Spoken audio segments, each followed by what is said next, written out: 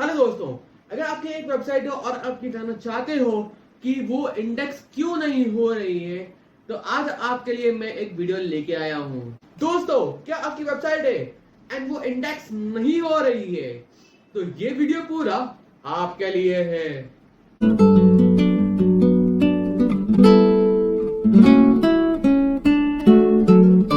जय जिनेंद्र, आदाब, सत श्री अकाल। मैं Shivam Lodha, the founder of खुदापो आर्टर्स, वेलकम यू ऑल। दोस्तों, आज के इस टॉपिक में हम लोग जानेंगे कि एक वेबसाइट में अगर हम हेडिंग लगाते हैं, अगर हम लोग इमेजेस डालते हैं, अगर हम लोग डिस्क्रिप्शन लिखते हैं, तो वो कितने वर्ड्स का होना चाहिए, कितने कैरेक्टर्स का होना चाहिए, एंड जो इमेजेस है उसकी साइज क्या क्या होनी चाहिए। तो आइए वीडियो को शुरू करते हैं। तो अब हम चालू करते हैं ऊपर से, दैट इज URL। तो URL में सबसे पहली चीज जो हमको देखनी होती है वो है कि उसमें कोई अपर केस तो नहीं है, एंड अगर अपर केस वाली जो कोई लिंक है तो हमको उसे लोअर केस में कन्वर्ट करना होता है। फिर उसमें हमको ये चीजें देखनी होती है कि जो हमने स्लैशेस लगा रखे हैं, तो कितने ज्यादा हमने स्लैश लगा रखी हैं। अगर अगर हमने बहुत ज्यादा स्लैश लगा रखे हैं तो हमें वो स्लैश जो है वो कम करना होगा। अब स्लैश तब लगते हैं जब हम लोग पेजेस के अंदर आते हैं, पेजेस के अंदर, पेजेस के अंदर, पेजेस के अंदर जाते हैं। तो जैसे जैसे एक एक पेज पढ़ता जाएगा, वैसे वैसे एक एक स्लैश जो है वो भी पढ़ता जाएगा। फॉर एग्जाम्पल, मैं गया होम पेज के अंदर। अब होम पेज के अंदर मेरे को मिल गया प्रोडक्ट, तो होम, फिर प्रोडक्ट, फिर को प्रोडक्ट पेज के अंदर मिल गया टॉवल, तो टॉवल के ऊपर मैं क्लिक करूंगा, फिर एक और पेज जो है वो बन जाएगा, मतलब एक और स्लैश जो है वो बन जाएगा। फिर उसके बाद टॉवल पे मैं कॉटन टॉवल्स पे मैं क्लिक करता हूँ, तो एक और स्लैश जो है वो बन जाएगा। फिर मैं कॉटन टॉवल्स के ऊपर क्लिक करता हूँ एंड मैं वहां पर क्लिक करता हूँ लाइनिंग टॉवल्स, तो वहां पर एक और स्लैश बन जाएगा।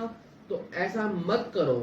तो सेकंड चीज जो यूआरएल में आती है वो आती है कि उसकी जो लेंथ है, जो यूआरएल की लेंथ है वो मैक्सिमम 115 कैरेक्टर्स होनी चाहिए। उसमें मैं जितने भी पॉइंट्स आपको बोल रहा हूँ प्लीज आप नोट कर लेना, क्योंकि वो ये जो पॉइंट्स है वो बहुत ही ज्यादा काम के हैं।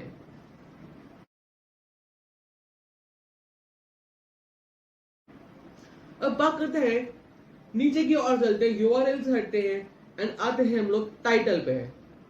तो टाइटल पे हमको चेक करना होता है कि जो टाइटल है वो 60 कैरेक्टर से ऊपर तो नहीं है, या फिर जो टाइटल है वो 30 कैरेक्टर से नीचे तो नहीं है।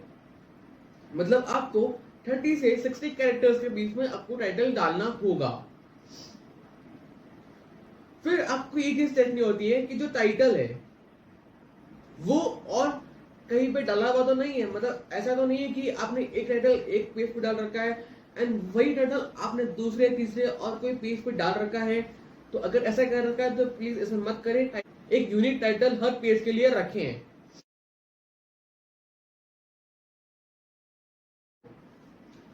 अब बात आती है, नीचे की ओर चलते हैं एंड आता है हेडिंग 1, मतलब H1। तरह की हेडिंग्स होती है, हेडिंग 1 होती है, हेडिंग 2 होती है, हेडिंग 3 होती है, हेडिंग 4 होती है, एंड सो ऑन। गूगल बोलता है कि मिनिमम आपके इसमें H1 और H2 तो होना ही चाहिए अगर आपको आपकी वेबसाइट को रैंक करना है तो। अब H1 में आपको ध्यान रखना होता है कि 70 कैरेक्टर से आपको ऊपर H1 नहीं लिखना है, एंड आपको उतना ही कैरेक्टर्स लिखना है जितना कि गूगल को समझ में आ जाए कि ये एक्चुअली बोलना क्या चाह रहा है। अब बात करते हैं H2 की भी सेम है, आपको 70 कैरेक्टर्स तक है वही रखना है आपको। अब आता है नेक्स्ट, कंटेंट, डिस्क्रिप्शन। अब जो डिस्क्रिप्शन होता है उसमें आपको कुछ चीजें बहुत ही ज्यादा ध्यान रखनी होती है। जैसे आप जो कंटेंट लिख रहे हो, ऐसा तो नहीं कि वही कंटेंट किसी और वेबसाइट पर है या फिर उससे मिलता जुलता कोई कंटेंट किसी और वेबसाइट पर है। या फिर आपके जो कंटेंट लिखा है, जो आपने डिस्क्रिप्शन लिखा हुआ है, उसमें कुछ ग्रामेटिकल एरर्स तो नहीं है। फिर उसमें बहुत ही इंपॉर्टेंट चीज जिसे हम बोलते हैं कीवर्ड्स, वो आपने डाल रखे हैं या नहीं डाल रखे हैं। मतलब मेरी अगर डिजिटल मार्केटिंग की एजेंसी है तो मैं जो मेरा डिस्क्रिप्शन होगा उसमें मैं लिखूंगा डिजिटल मार्केटिंग। तो आपको भी यही चीज करनी है। अगर आपकी जो भी सर्विसेज है, आपको आपके डिस्क्रिप्शन में उसको कहीं ना कहीं पे फिट करना है, एंड ऐसी तरह फिट करना है जिससे गूगल आए और उसको एकदम से पता चल जाए कि आपकी वेबसाइट का एक्चुअली वर्क क्या है। फिर इसमें आपको एक और चीज चेक करनी होती है, जो आपने डिस्क्रिप्शन लिख रखा है वो कंटेंट ऐसा तो नहीं कि बहुत कम लिख रखा है आपने, तो आपको एक डिसेंट साइज का तो कंटेंट लिखना ही होगा अगर आपको आपका पेज इंडेक्स कराना है, एंड उसके बाद अगर आपको आपका पेज जो है वो रैंक करवाना है। तो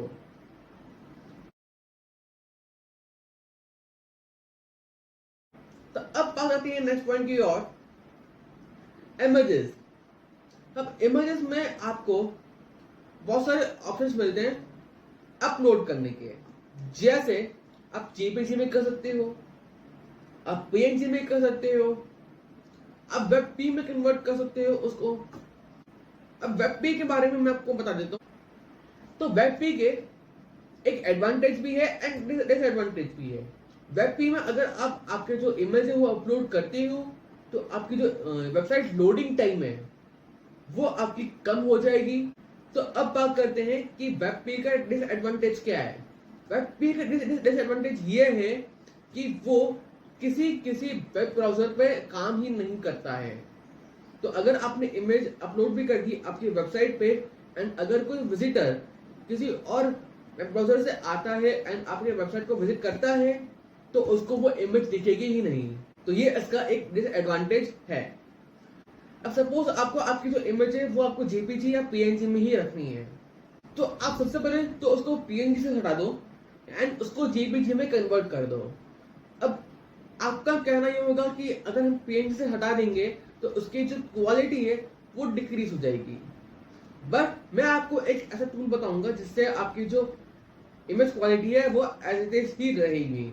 मैंने उसके ऊपर ऑलरेडी एक वीडियो बना रखा है, उसका लिंक मैं आपको नीचे डिस्क्रिप्शन में दे दूंगा। अब जब भी हम लोग इमेज डालते हैं ना तो गूगल को नहीं पता होता है कि वो इमेज क्या है। जैसे मैंने सपोज मेरी वेबसाइट में एक इमेज डाल रखी है मेरी खुद की, तो गूगल को नहीं पता है कि ये जो इमेज में ये कौन है। तो मुझे गूगल को बताना होता है कि हे गूगल, ये जो इमेज में है उसका नाम है शिवम लोढ़ा। तो उसके लिए मेरे को डालना होता है ऑल्ट टैग। ऑल्ट टैग कैसे डालते हैं उसकी मैंने एक पहले से वीडियो बना रखी है, उसका लिंक मैं आपको नीचे डिस्क्रिप्शन में दे दूंगा, तो आप वहां से जाके वो लिंक भी चेक करें। एंड आपकी इमेज में अगर ऑल्ट टैग्स नहीं है तो प्लीज ऑल्ट टैग्स भी आप आपकी वेबसाइट में डाल दें।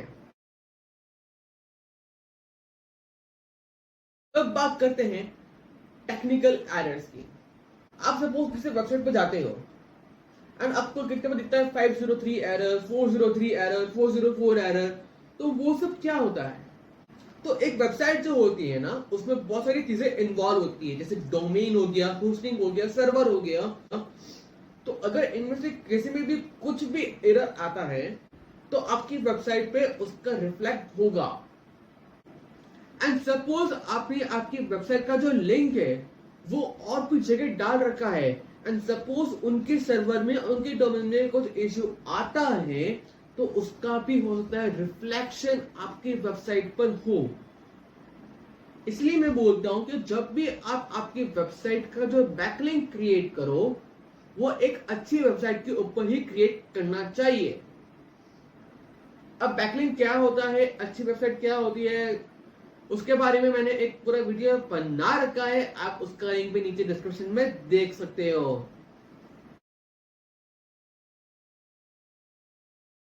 अब बात आती है नेक्स्ट चीज की ओर, जिसे हम बोलते हैं SSL सर्टिफिकेट।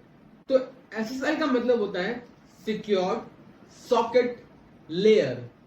इसका मतलब यह है कि आपने आपकी वेबसाइट पर अगर SSL सर्टिफिकेट लगा रखा है तो कोई भी हैकर्स आपकी वेबसाइट पर डायरेक्ट अटैक नहीं कर सकते हैं।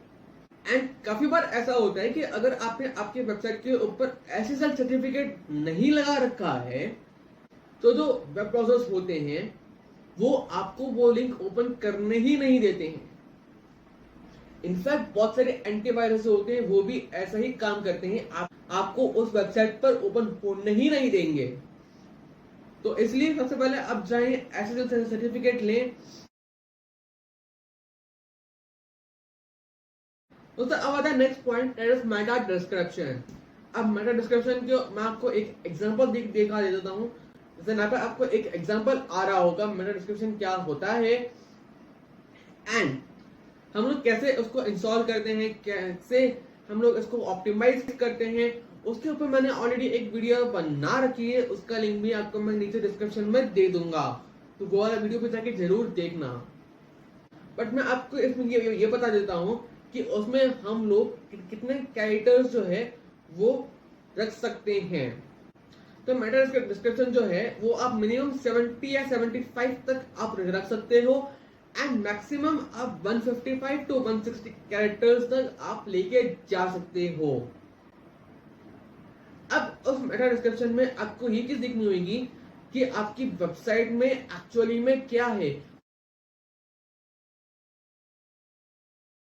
अब आता है next point, that is site map. उसको साइट मैप एक ऐसा चीज है जो गूगल क्रॉलर अगर आपकी वेबसाइट पर आता है तो उसको बताता है कि उसको कौन कौन से पेजेस पर जाना है एंड साइट मैप जो होता है वो कैसे क्रिएट करते हैं एंड कैसे हम लोग उसको अपडेट करते हैं। उसके ऊपर मैंने एक पूरी वीडियो बना रखी है, उसका लिंक भी नीचे आपको डिस्क्रिप्शन में मिल जाएगा। आपको सिर्फ 5 मिनट लगेंगे एंड आपके साइट में क्रिएट हो जाएगा।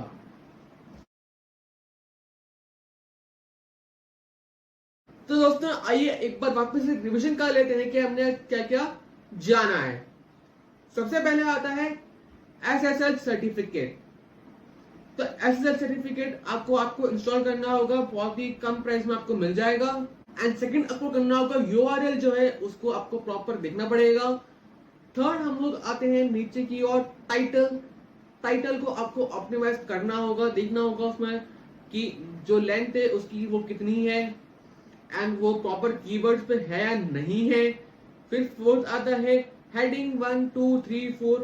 उसमें आपको देखना होगा कि आपने जो हेडिंग लगा रखी है वो H1 H2 H3 लगा रखी है या नहीं लगा रखी है एंड साथ में आपको देखना होगा उसके कैरेक्टर्स एंड कीवर्ड्स कि जिस कीवर्ड्स पे आपको रैंक करना है वो कीवर्ड्स आपने उसमें डाल रखे हैं या नहीं डाल रखे हैं।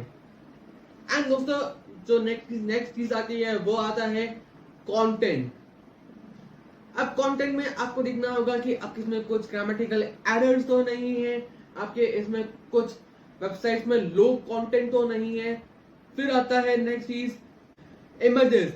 जो आपने इमेजेस डाल रखी है उसमें आपने और टेक्स्ट डाल रखा है या नहीं डाल रखा है, जो इमेजेस है वो किस फॉर्मेट में है एंड और उसमें आपको यह देखना होगा कि इमेज की साइज जो है वो कितनी है। तो अब आता है नेक्स्ट पॉइंट टेक्निकल से रिलेटेड कि आपके इसमें कुछ टेक्निकल एरर तो नहीं आ रहे हैं, जैसे 404 एरर तो नहीं आ रहा है, 503 एरर तो नहीं आ रहा है, 403 एरर तो नहीं आ रहा है।